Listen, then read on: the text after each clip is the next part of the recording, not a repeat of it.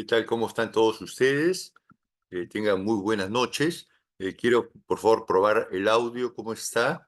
¿Se escucha bien el audio? Sí, doctor, se escucha bien claro. Ya, perfecto. Entonces, damos un Buenas minuto noches, doctor. para comenzar, por favor, ¿ya? Gracias.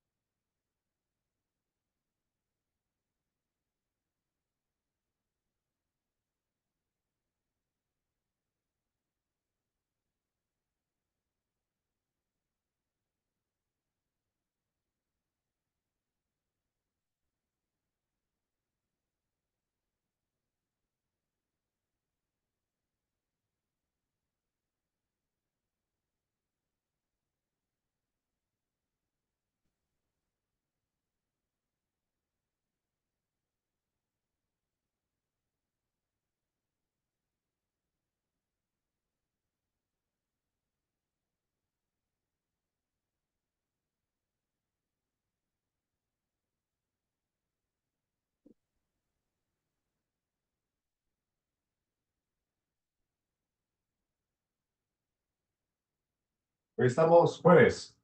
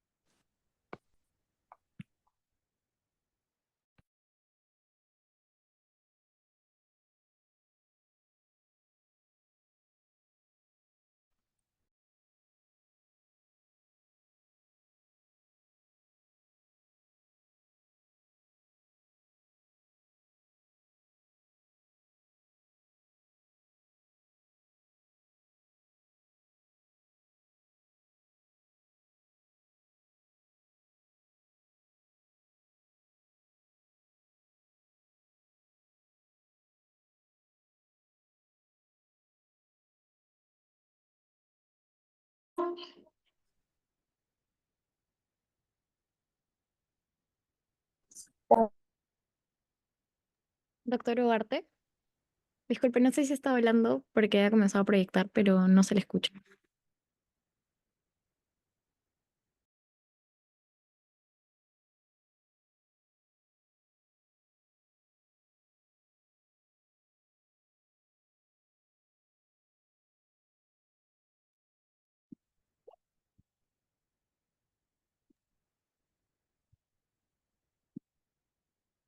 Buenas noches, doctor. Hola. ¿Sí escuchas ahora sí? Ahora sí prendió el micro, doctor. Y hay un problema, sí. Hay pequeño problemitas acá. La pantalla, ¿se ve aquí en mi pantalla? No, ¿no? Sí, no, la pantalla sí se veía, solo que el micro estaba apagado, entonces no lo puedo. Ahora, no, ¿no? Puede Ahora tener... sí, se ve, pero se ve la pantalla completa. Veo el escritorio de su computadora. Sí, sí, pero que no veo mi clase. Sí, Y ahora sí se ve, ¿no es cierto? ahora sí. Sí, bueno, quería darle la bienvenida a todos ustedes, doctores. Soy 25 años profesor de la universidad y me dedico tanto a pregrado, a posgrado con los residentes y posteriormente en curso de investigación clínica 1 y 2. Y nos vamos a ver durante la carrera y durante la vida, como frecuentemente nos estamos viendo. Me acaba de encontrar con unos cirujanos plásticos que ha sido profesor mío hace 20 años, ¿no? Estaba Gonzalo. Hola, Gonzalo, me dice, Pablo Ugarte, me dice, Gonzalo, le digo, Susana estaba ahí también, yo tengo una relación amical con el transcurso de los años con los alumnos, que eso es bastante bueno. Entonces, lo que es importante, lo que le decía es esto: hay objetivos claros, que es la visión de la Facultad de Medicina de la universidad, con metas claras. Al 2026 ser reconocido a nivel nacional e internacional por la excelencia en la formación de médicos, la educación médica continua, la investigación, la innovación, el compromiso académico y ético, la difusión del conocimiento en salud, el desarrollo de la comunidad, el sistema de salud, con los enfoques global e integrado. Esto estamos involucrados todos que nosotros, alumnos como profesores. Arrancamos con este caso. A ver si después hay tiempo para que ustedes me comenten. Médico, colega, 65 años, obesidad mórbida, prediabetes, toma metformina 3 veces por día, hipertensión 140/70, toma en el abril mañana, tarde, mañana y noche, sufre una caída de baja energía, apoyando la mano, y acude a emergencia con dolor intenso, deformidad e impotencia funcional. La placa de rayos X ha sido diagnosticada con una fractura, dijeron que es una fractura simple de radio distal. Yo le veo una fractura a este nivel y una fractura así a este nivel. Tal vez no ha sido lo mejor diagnóstico. Le pusieron es una fractura de coles, le vamos a poner un yeso, hice el yeso a los 10 días y a las cuartas semanas le toman ya un desplazamiento hacia el dorso, lo que no es aceptable. Se somete a una cirugía, se coloca no había placas dorsales, se coloca una placa anterior hacia dorsal y esas pelotitas que ven y sin injerto óseo. Y esto va relativamente bien. En el momento de alta, al día siguiente le dan de alta, le dan tramal, paracetamol y se levanta en forma brusca de la cama, hace un programa, no se sabe qué, de síncope, y acaba con una fractura de húmero proximal, a los 2 días de alta, en su casa. Pero se cae y comienza a tener un distrés respiratorio que es severo. Y la doctora acude a emergencia, lo recibe shock trauma, y miren el tórax. Entonces hace un tromboembolismo que masivo de los dos toras, se va a UCI.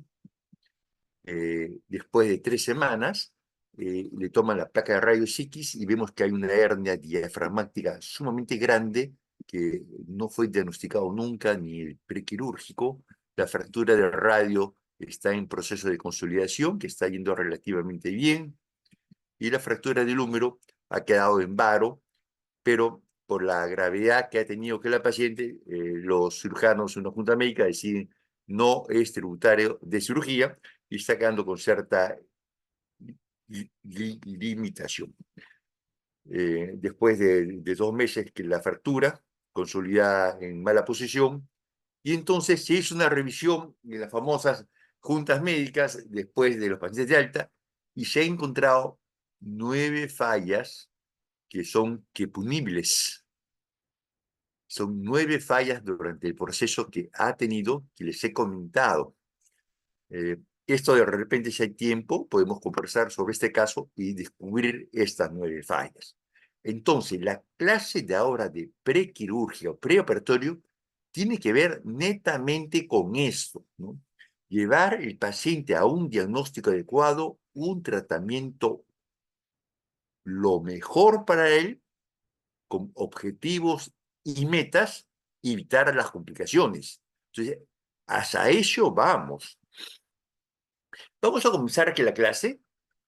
Antes de comenzar, definir lo que es ortopedia y traumatología. Ortopedia son lesiones del sistema músculo-esqueléticas no producidas por trauma, y traumatología son lesiones del sistema músculo-esquelética producidas por traumas, como estas fracturas de fiseras de fémur.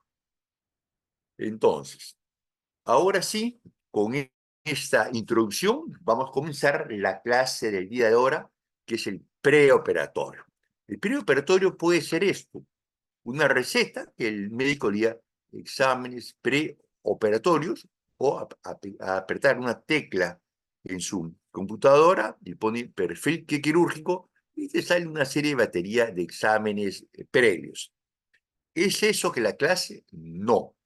El prequirúrgico es el tiempo previo de su cirugía. Este significa antes de la operación, desde la primera consulta hasta las indicaciones prequirúrgicas, postquirúrgicas y la orientación de terapia física que va a tener, y terapia preventiva en caso que tenga sarcopenia, si tiene osteoporosis o un problema médico general.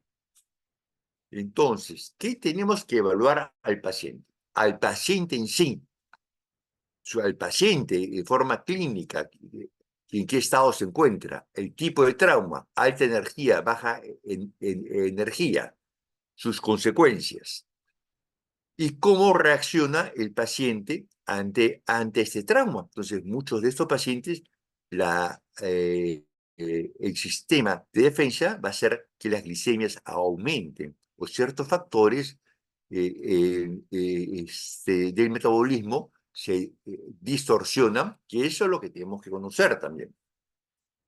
Vamos a resumir por lo que viene. Doctor, me he caído, estaba jugando fútbol y me he caído y me he golpeado la pierna. Lo que tiene el diagnóstico de la zona, tanto de las partes blandas como del hueso. Traumatología dice, no, hueso, no. Es de la lesión de toda la extremidad. ¿Qué enfermedades tenía antes? Los antecedentes, por detalle, qué medicinas tomaba antes y si ha habido control con eso.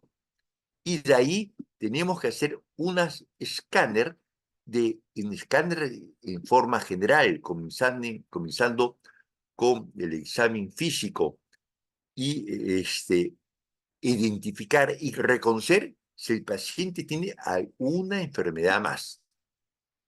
Vamos con un paciente que dio en tercera ola que de COVID, el Omicron, si no me equivoco, mujer de 85 años, en febrero del 22, sufre caída mientras caminaba, tiene antecedentes de POC, vemos una fibrosis en el pulmón, y se hizo una fractura con doblete de trocánter, se llama intertrocantérica. Entonces viene como esta y tiene una glicemia alta. ¿Es diabética, sí o no?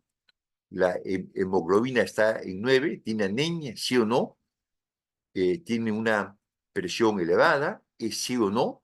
Ese es porque tenía algún antecedente, es una reacción de la agresión, que es el traumatismo que ha tenido de la fractura. Esta paciente, estando en el piso, desatura, hace un COVID que es severo y pasa a UCI. Y regresa en la tercera semana desorientada, con escaras infectadas, creatinina ya se elevó, la urea elevada, proteína C reactiva alta, velocidad de sedimentación elevada, albúmina baja. ¿Es el mismo paciente? No, ya cambió el estado del paciente. Es igual que cualquier enfermedad las fracturas o las lesiones de traumatología pueden tener una evolución. Hay fracturas que, como vimos inicialmente a la señora, a la doctora Villafuerte, que la fractura de húmero se decidió no operarla porque tenía mayor riesgo y su incapacidad iba a ser mínima. O puede ser que la fractura se desplace cada vez más y acabe una consolidación que es viciosa y requiere una cirugía muy grande, como es una osteoplastía, con osteotomía del húmero en ese caso, más injerto óseo. ¿Cómo decidimos el tratamiento? El tiempo del accidente, condiciones del paciente, qué condiciones está, qué recursos que tenemos. También es importante porque yo estoy acá en Lima, en mi hospital, y tiene una fractura intertrocantérica inestable, le digo, pone un clavo céfalo medular y lo vamos a parar aquí al tercer día y listo. Y este recurso tenemos en, en Puno, en Huancavelica, ¿tenemos esto? Probablemente no. Entonces, todo tenemos que valorar el contexto, qué alternativas de tratamiento da.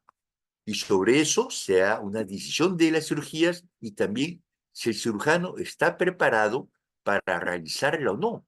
Imaginamos que sale una nueva técnica de osteosíntesis y el cirujano nunca ha visto, nunca ha llevado un curso de esa técnica. Lo más aconsejable es que no realice esa técnica todavía, que llegue un curso y seminarios cadavéricos y posteriormente aplique la técnica en humanos con una orientación de un profesor junto a él, ¿no? Esto es importante. Cuando sale un check, ahí sale un check. Esto es importante. La doctora tiene una fractura de húmero y con una anemia de 9, ¿no es cierto? Me parece que sí. Entonces, tiene una pérdida de 7,50. La otra paciente estaba con anemia, era la fractura de fémur, y eso puede ser debido a la pérdida de sangre de la fractura misma. El hueso no es una madera, sino una estructura viva con una circulación periférica y endóstica. Por lo que estamos hablando, el médico debe saber lo que hace, cómo lo hace, siempre lo mejor para el paciente y ponerse en su lugar. Para eso requiere el conocimiento.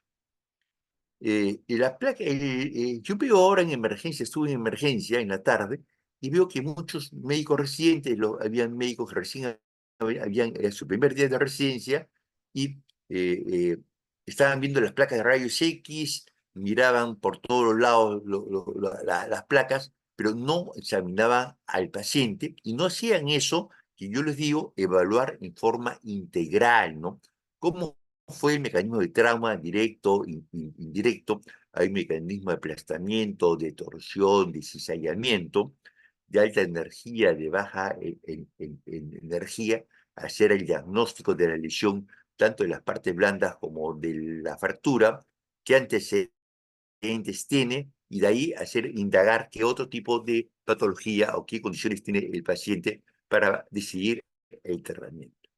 Entonces, esto se llama aproximación diagnóstica, que inicia de la relación médico-paciente. Esto es fundamental. En medicina nos han hablado mucho, y yo vuelvo a hablarles sobre esto, y esto lo hemos perdido mucho durante el COVID. Hemos perdido el trato con los pacientes. Actualmente se está volviendo a tener una mejor relación médico que paciente, pero los estudiantes, los médicos que se han formado durante el durante la pandemia de COVID no tienen esa facilidad de la empatía con el paciente para conseguir mayor datos y llegar a un diagnóstico. Después de esto, el examen clínico, las imágenes, la analítica, el diagnóstico y un tratamiento basado en metas. Mira, ese es un surfista. En 2017 estaba en el mar, estaba me acuerdo que Pampilla, la playa acá acá en Costa Verde, y se luxó el hombro. Yo estaba sumamente cerca ahí y me dijo, mira, me duele el hombro. Lo saqué hacia afuera, porque una de las contraindicaciones de entrarse a nadar al mar o surfear es la luxación recipiente de hombro. Te ahogas. Y lo saqué y lo llevé a la clínica y vemos acá el clásico eh, hombro en charretera. El hombro es el curvo. Entonces ya dando la observación, ya tiene una idea del diagnóstico que el paciente tiene. Claro, el hombro en charretera, y vamos a ver, a realizar cómo vamos a encaminar nuestro diagnóstico básico o nuestra aproximación diagnóstica. La historia clínica es fundamental, el examen clínico general, eso hemos repetido durante toda la carrera. Los síntomas son muy simples: dolor, impotencia funcional, son los dos síntomas principales. Puede ser movilidad anormal, que es raramente constatarla, o el paciente que nos diga, y que el paciente nos diga que ha crepitado o edema, podría tener. Entonces, los traumas se clasifican en forma general de baja energía y alta energía. Lo de alta energía tiene un pronóstico muy malo porque tiene una gran lesión de las partes blandas, mayor incidencia de complicaciones y un pronóstico peor. Entonces, traumas de alta energía, su comportamiento es distinto a los traumas de baja energía. Los traumas de alta energía, como ejemplo, caída de altura, un disparo de bala, accidente que de tránsito, que de moto. La fractura de baja energía, el paciente está caminando y se cae. Tiene que ver con la energía que esa absorbe el organismo, el cuerpo. Entonces, la forma de la energía, la masa por velocidad. Entonces, que al cuadrado, mientras más velocidad o mayor energía tenga, mayor trauma hacen. Los signos son idénticos a los signos. Entonces, la traumatología se facilita bastante. Y vamos a ver, es una doctora que vino con mucho dolor, fue diagnosticada de un esguince, pero la doctora espera 2 semanas con el pie así. Me dice, doctor, me ha atendido en emergencia en el hospital y tengo el pie así hinchado, aquí mucho me tiene marcado, no puede caminar, y tengo un esguince porque la placa de tobillo dice un esguince. Le digo, bueno, debe haber algo mal o algo más. Le pedí una tomografía porque no se veía en la placa de rayos X y vemos una fractura compleja del astrágalos, del talus. Esto requirió una osteosíntesis, que es colocar una síntesis o 2 tornillos en esa zona porque es una articulación. Y ya vamos a hablar mañana en los principios de las reducciones, de las fuerzas, que es importante. Hablamos de la importancia de las partes blandas. Examinen las partes blandas, si hay edema, equimosis, o el síndrome compartimental, que ya lo vamos a ver, inestabilidad ligamentar y qué ligamentos están rotos. Y veamos acá, es un trauma de alta energía que tiene ese tipo de lesiones. Son clitenas, que son como ampollas cerosas, y ampollas hemorrágicas. Las ampollas hemorrágicas denotan mayor lesión de partes blandas con un pronóstico peor. ¿Qué decía Alonso en un consenso que hubo en 2013 en Brasil, que lo dijo muy claro? La fractura es una lesión de partes blandas que allá en el fondo hay un hueso roto. Y ese principio todavía es válido. Quiere decir, una fractura es una lesión de partes blandas que tiene un hueso roto allá en el fondo, por decirlo así. Y vamos a ver imágenes. Por ejemplo, me dice, ¿qué imagen le voy a pedir? ¿Qué mis auxiliares? Imágenes. Esto que ven es una resonancia de cuerpo entero. Por supuesto que nadie le va a pedir esto, ¿no? Salvo que tenga un mieloma múltiple o tumores múltiples, un cáncer metastásico, que ya vamos a ver, pero no es un examen para un traumatismo. La placa radiográfica muy localizada de acuerdo al examen clínico, siempre en dos incidencias. Como la tomografía se debe pedir en fracturas articulares. Resonancia cuando se sospecha de lesión de partes blandas, ligamentos. Ecografía es muy semejante a la resonancia, pero depende del médico que lo haga. Actualmente, muchos traumatólogos, yo ahorita también tengo un ecógrafo y parte de mi examen rutinario de la especialidad le hago una ecografía de la zona específica. La gammagrafía sirve para detectar metástasis óseas o zonas de hipercaptación. Electromiografía para evaluar los nervios. Eventualmente pedimos una arteriografía que vamos a ver en un caso en la próxima clase. Entonces, ¿cómo indicas una placa de rayos X? ¿Cómo le vas a indicar? Primero, el examen clínico tiene que ser pensando en las estructuras. Tú examinas una mano y ves el estiloide de radio, la tabaquera anatómica, ves el escafoides, el primer compartimento extensor, el segundo compartimento extensor, palpas el tercer compartimento extensor, sé que funciona la articulación, si hay sinovitis, y vas palpando hueso por hueso, pero te tienes que acordar la anatomía. Un traumatólogo que no sabe anatomía no puede operar, no puede tratar que las fracturas. No se olvide de examinar siempre la sensibilidad de miembros y los pulsos. Entonces, vamos a resumir esta parte, el tipo de trauma, si es una fractura única o múltiple, extensión de las fracturas a las articulaciones, la lesión de las partes blandas, patologías asociadas anteriores o con el traumatismo, dónde está la fractura y cómo se comportan las fracturas, que eso tiene referencia a las inestabilidades, que eso es prácticamente todo el curso de traumatología. Las fracturas inestables son de necesidad quirúrgicas. En cada específicamente se va a comentar según la región.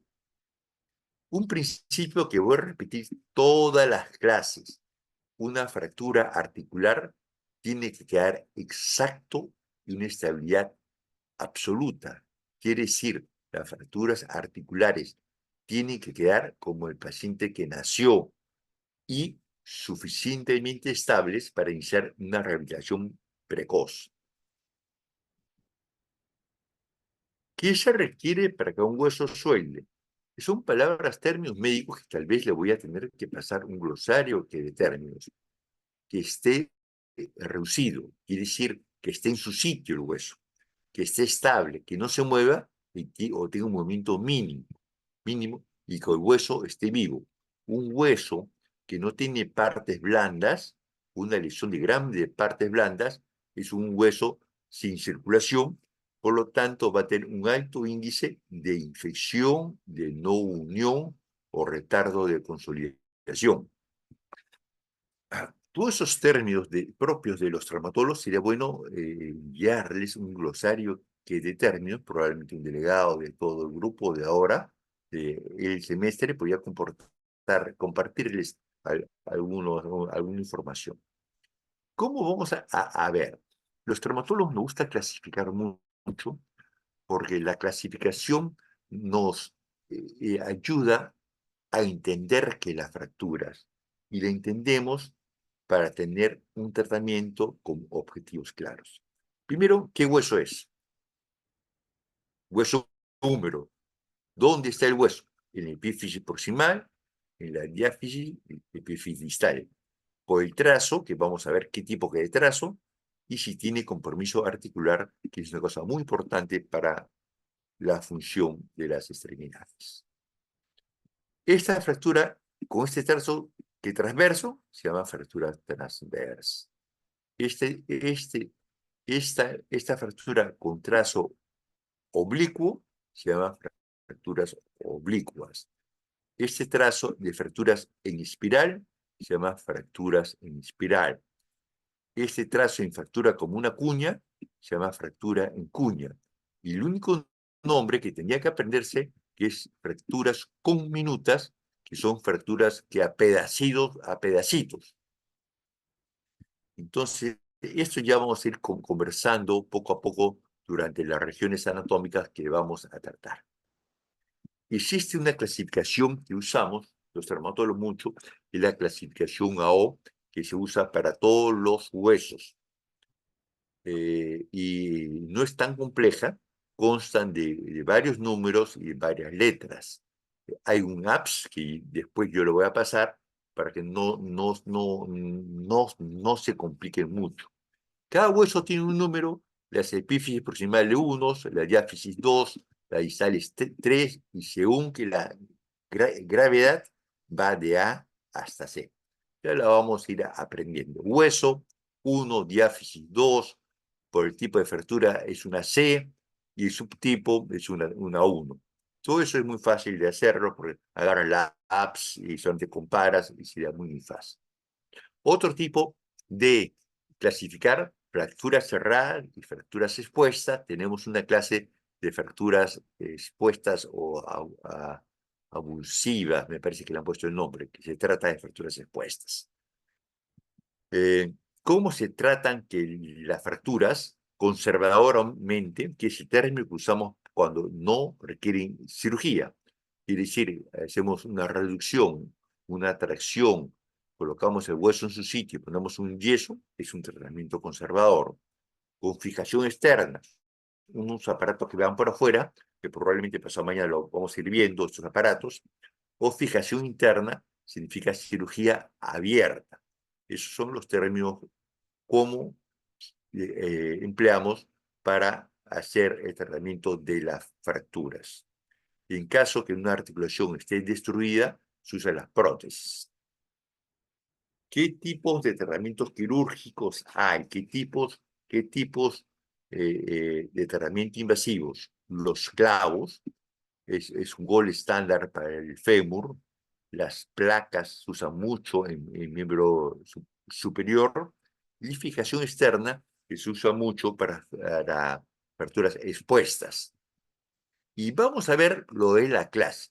Yo voy a apretar mi botón, dice perfil que quirúrgico, riesgo que quirúrgico. ¿Qué pido? Hemograma, grupo factor que sanguíneo, glucosa, urea queratinina, tiempo de coagulación que sangría, examen de orina, pido una placa de tórax, BDRL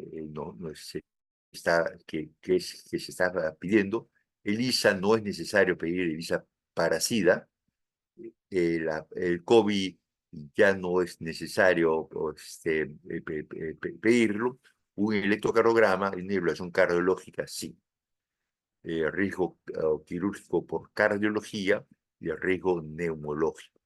Las complicaciones más altas en el postoperatorio se dan por problemas neumológicos. Tienen mucho cuidado cuando ustedes operen, tengan un paciente que tenga un antecedente de un EPOC crónico y se someta a una cirugía. Su grado de complicaciones es muy elevado.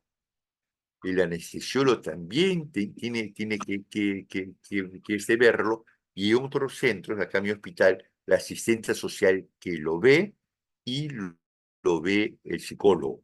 Todo esto acá tiene como el prequirúrgico, todo esto tiene que decirle al paciente y debe concluir el consentimiento informado, que es el detalle de la cirugía, el procedimiento que se le va a hacer, las ventajas con sus metas y las probables complicaciones con el tiempo de incapacidad que va a tener y el tiempo de terapia física que va a requerir.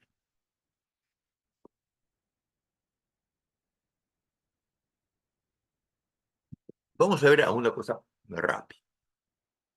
A los 70 años hay una mayor incidencia de fractura vertebral y la mortalidad comienza a aumentar. Y en fracturas de cadera tiene una mortalidad de 30%. Generalmente se da a partir de los 80 años. Para evitar esa mortalidad tan elevada, es necesario hacer una cirugía rápida.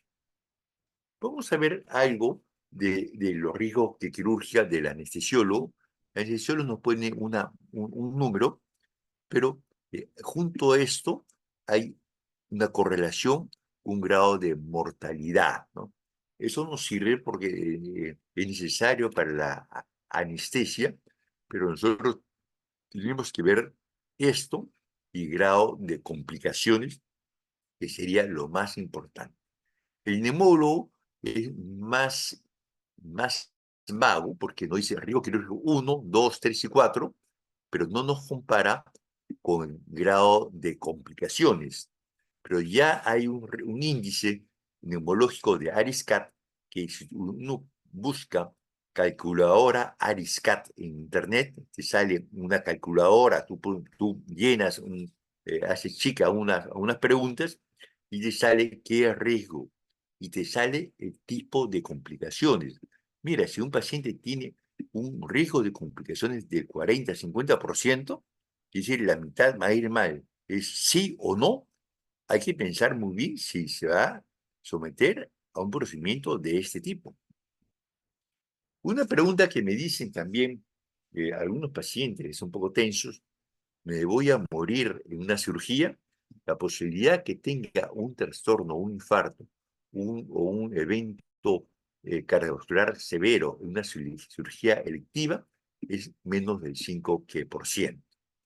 La verdad es sumamente raro en la forma práctica. Vamos a definir qué es el paciente frágil. Acá hay una escala, igual hay una calculadora que tú llenas el formato y ya te está diciendo el tipo de paciente frágil. Es un término muy importante porque un paciente frágil tiene sus índices de complicaciones sumamente altas, ¿no? Demasiado altas, y es un criterio también para valorar si vamos a asumir el médico, los familiares y el paciente por los riesgos de una cirugía con complicaciones altas. Entonces, ante todos estos problemas, ¿qué cosa comencé a hacer? Una tabla de complicaciones basada en evidencia. Entonces, mi tasa de complicaciones, infecciones, ¿qué cosa dice en traumatología? Está en el borde del 5%. Yo voy a las estadísticas de mi piso, me sale que es el 3%. Y todo esto yo le informo al paciente. Realizo una búsqueda sistemática y veo si tiene una presión elevada, tengo algún problema de licencia de herida, un problema de complicaciones, y me sale 0. Infarto antes de los 6 meses, su grado de complicación el 11%. También igual con el riesgo cardiológico, tiene su grado de complicaciones. Y viene una cosa importante. Entonces, todos estos datos yo los voy renovando y los tengo en mi servicio, y se los enseño a los pacientes. Entonces, un paciente que tiene más de 70 años tiene riesgo de complicaciones generales el 6%, que es lo aceptable. Uno de 90 años, su riesgo tiene 50%. Entonces ya hay que valorar mucho si un paciente de 90 años se va a ser sometido a una cirugía, salvo que su patología, como una fractura de cadera, que su mortalidad es demasiado alta. Yo creo que se estaría indicada asumir el riesgo.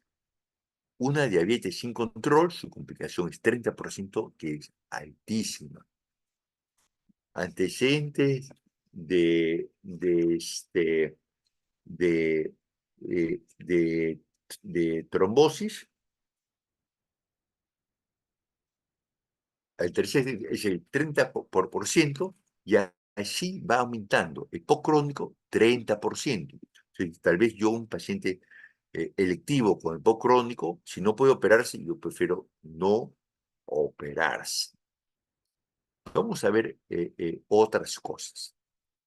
Saturación menos del 95% daba el 30% de complicaciones. Y mira, ya sabíamos qué cosa ha pasado durante COVID. Saturación menos del 90% está contraindicado. Y hemos operado en pacientes en plena pandemia, en la segunda ola, sobre todo, muchos pacientes con COVID-6 que es severo. Hemos operado muchas fracturas y muchos de estos pacientes se han muerto, ¿no? Entonces, todo esto es importante. A mí me gustaría preguntarles qué índice ustedes pueden considerar aceptable. Sí, a ver, ¿hay alguien ahí que quiera conversar? ¿Qué índices le parece aceptable para una cirugía? ¿Nada?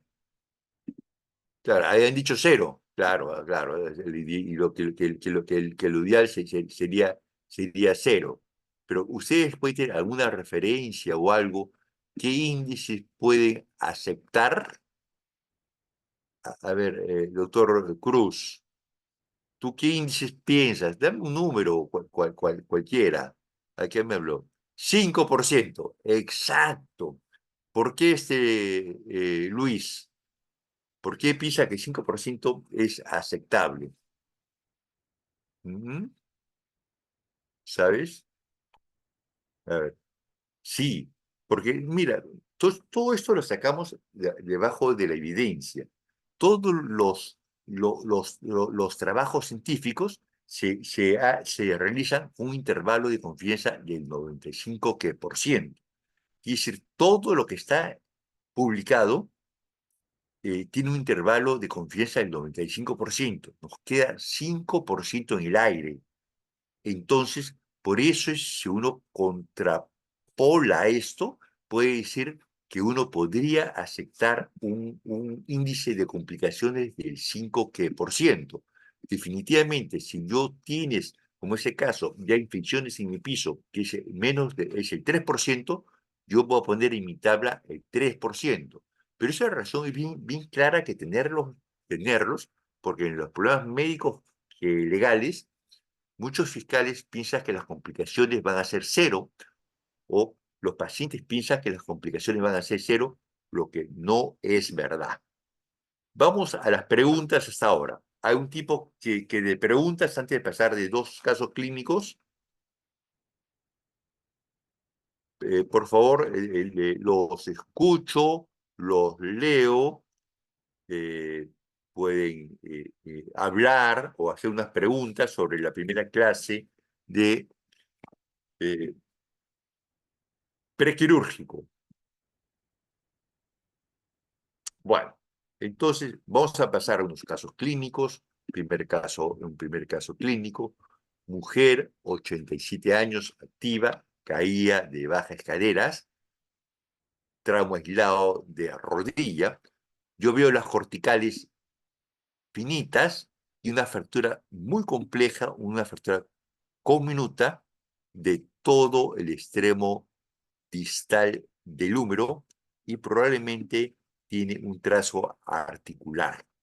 Esas son las dos incidencias de frente y perfil. De todas maneras, me gustaría saber la tomografía. No hay la tomografía y vemos las imágenes de la cirugía, de la cual se ha colocado primero tornillos interfragmentarios, se ha colocado dos placas y han conseguido una estabilidad absoluta, que vamos a ver esto en el transcurso de los días: fractura articular, reducción anatómica, estabilidad absoluta. Se ve la placa, las dos placas, y ya está en proceso de consolidación, y la articulación, los contornos articulares están quedando perfectos, ¿no?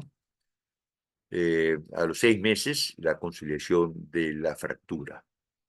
En este caso, ¿qué nos puede decir? Un trauma de baja energía en hueso osteoporótico puede producir patrones de fracturas complejas. La planificación es esencial para todo.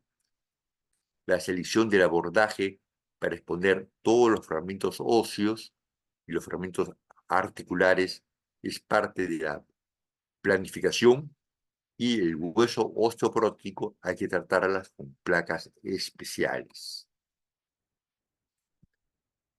Vamos a un ejemplo más.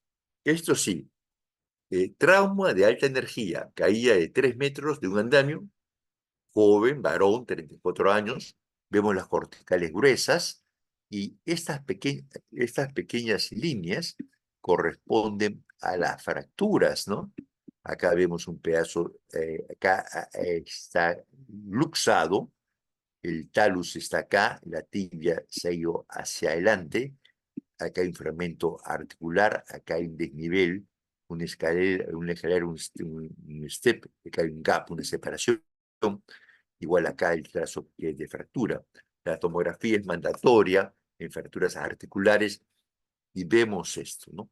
Y una de las preguntas es, ¿tenemos los elementos de osteosíntesis y estamos preparados para tratar una fractura compleja como esta? Eso tenemos que preguntarnos nosotros, ¿no?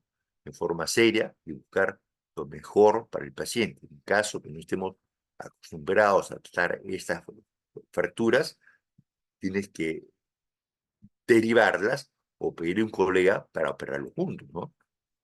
La osteosíntesis ha quedado bastante bien. Las 12 semanas, la conciliación completa de las fracturas. Vamos a ver con este caso, evaluar cuidadosamente las placas radiográficas, mínimo en dos incidencias, ver las partes blandas. La tomografía es esencial para la planificación. Hay que comprender los criterios de estabilidad de los de los fragmentos de las fracturas y cómo vamos a hacer la reducción o colocar cada hueso y qué secuencia. La superficie articular tiene que dar exacta, preferir una estabilidad absoluta en fracturas articulares para una movilidad precoz. Estos son otros criterios más que el que le quiere, el que tiene más curiosidad. Hay ciertos indicadores, son como calculadoras de Internet, que nos da ciertos riesgos quirúrgicos y las calculadoras que nos podrían servir para la toma de decisiones ante un paciente mayor o con determinados traumas, con varias enfermedades al mismo tiempo. Muy bien, yo quiero darle gracias a la atención, pero voy a dejar de compartir porque quiero saber, me gustaría tener algunas preguntas de ustedes, ¿no? Según lo que hemos conversado con el director del curso, ustedes tienen que venir con una enseñanza, un conocimiento previo a la misma clase para que esto tenga un conocimiento de calidad, ¿no? De escuchar una clase es muy poco lo que se consigue cuando se discute un caso clínico. Si en un caso clínico ustedes participan, va a haber mayor integridad del conocimiento. Están comenzando, esta semana es teoría, la próxima semana es la práctica. Tienen que aprovechar bastante bien.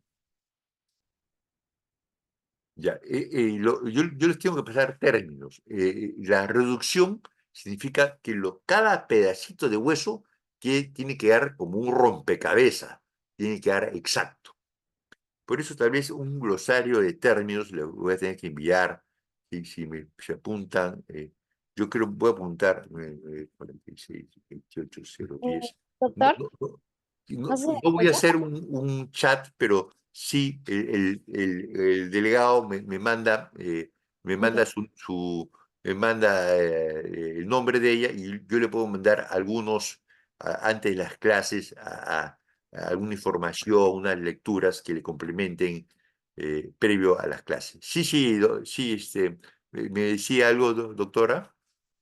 Sí, doctor, disculpe, soy Fernanda. Fernanda.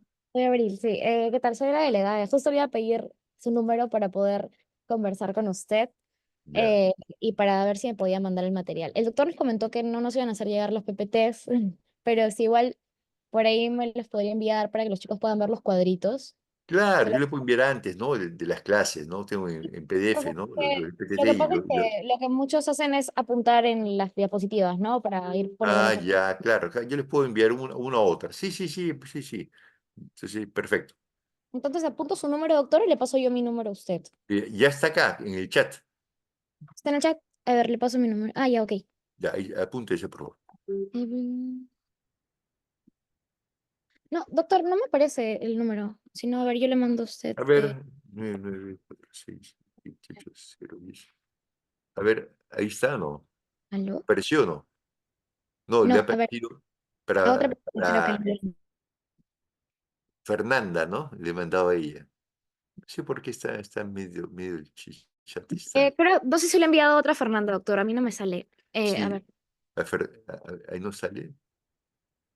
Ah, entonces yo te vuelvo, a ver, qué raro, ¿no? Bueno, a ver, Fernanda, usted, ¿no?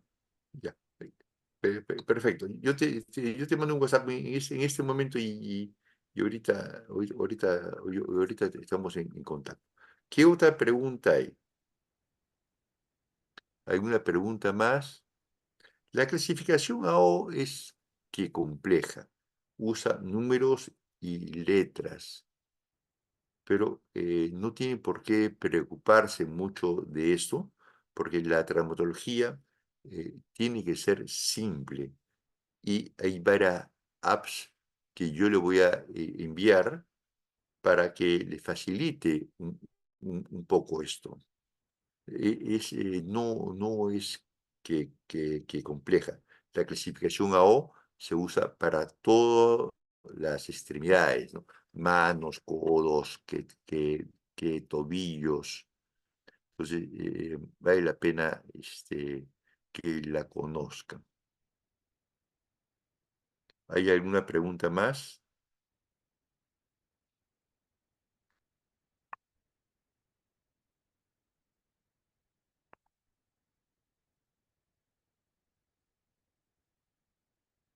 No hay nada. A ver, ¿qué técnicas se emplean para reducir las fracturas? Las técnicas pueden ser directas e indirectas. Las directas es con cirugía, el cual se abre, se hace una cirugía, se abre el foco de la fractura, que es decir, se hace y en forma manual o con instrumentos se colocan los huesos en el sitio. Y indirectamente es mediante tracciones o aparatos sin necesidad de abrir que la piel. Esas son las técnicas que existen.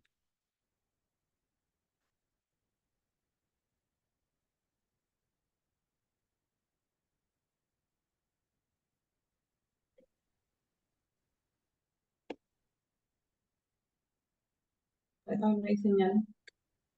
No, a todos, no. A ver, ahí ya tienes te estoy te estoy llamando, Fernanda, ¿ya? Pero tengas mi número. Definir fractura de Alfonso, sí, vigente. Sí, sí, sí, sí, sí, sí, sí, vigente. La clasificación de Alfonso sí, sí es vigente. Es una lesión que de partes blandas, una fractura lo define como una lesión de partes blandas que en el fondo hay un hueso roto. Sí, es vigente. Doctor, ya está, ya lo guardé. Así que ya. Ya, me mandas un mensaje ahora por WhatsApp, ¿ya? Sí, Para que la noche te vuelvo a mandar. listo. Gracias. Claro, lo que en los niños se cambia bastante, ¿no? Creo que en la clase de mañana pasado vamos a hablar algo, la diferencia de los huesos. La estructura de los huesos del niño y del adulto es distinto. La posibilidad tiene un periósteo grueso y generalmente producen fracturas en tallo verde, que no se rompe en dos pedazos, sino que parcialmente. Y eso hace mucha posibilidad que se consiga hacer una reducción ortopédica. Quiere decir que uno lo puede traccionar hacer las maniobras contrarias al desvío y colocar un yeso. Y además, un niño tiene un potencial de regeneración y remodelación alta. Un niño de una fractura de antebrazo de 3 años se rompe y se hace una reducción, ¿qué importa que no sea exacta? A los 10 años tú le tomas una placa de rayos X de la derecha o de la izquierda y es imposible conocer cuál de los dos ha estado fracturado, ¿no? Más o menos sería eso. Muy bien, mañana tenemos que la clase, seguimos con las clases, me parece que es mecanismo de acción de las fracturas. Ahí vamos a hablar un poco de biomecánica. Es importante, ¿no? Bueno, si no hubiera ninguna pregunta más, mañana nos vemos igual, a las 8. Clasificación de Anderson de Bustilo. Sí se usa, pero las fracturas expuestas se usan. Las fracturas expuestas sí se usan. Eso lo vamos a ver en fracturas. Hay un término que han puesto, lo han expresado mal, abusivas, ¿no? El término no es demasiado claro. En fracturas expuestas, yo lo he tomado como fracturas expuestas, vamos a verlo ahí. Muy bien.